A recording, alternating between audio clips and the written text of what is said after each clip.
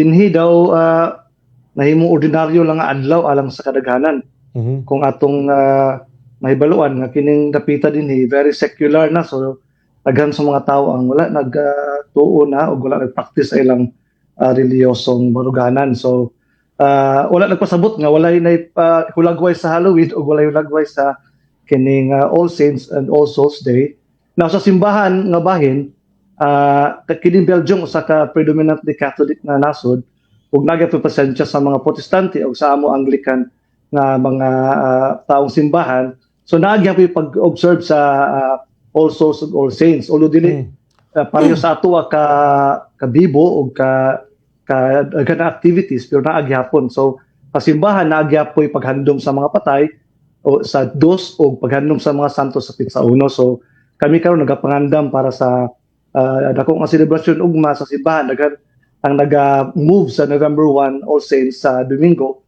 So sunod nga adlaw o ang November 2 sa Lunes. So gihandom gyapon namo ang mga patay.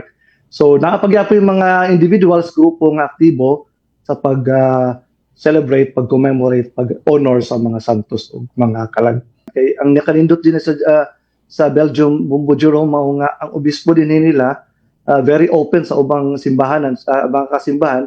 So nakasaksi kita sa ilang mga misa, gipatambong kita nila. In fact, gipa-assist po kita in some way. So maumaura gyud Bumbo Jerome ang misa. So kung ikan ka sa ato maganhi din magtambong ka sa ilang misa, naaman po gitawag international churches kay lahi man ang lingwahe diri official. Okay.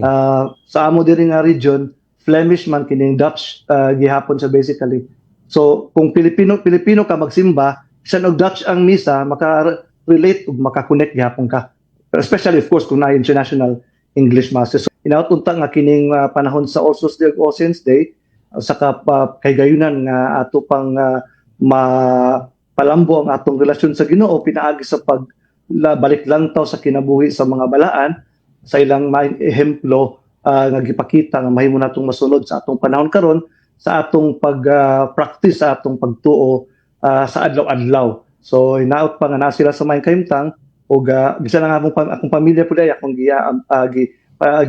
timbaya pud diha pamilya sa Yanyes o Burgenia o Igargin o uban pa diha nga mga kaparentihan namo nga na maging pagkadto sa mga menteryo sa pagkadto sa simbahan nga madasig sila sa pagpadayon sa pagkinabuhi sa atong Kristohanong pagtuo.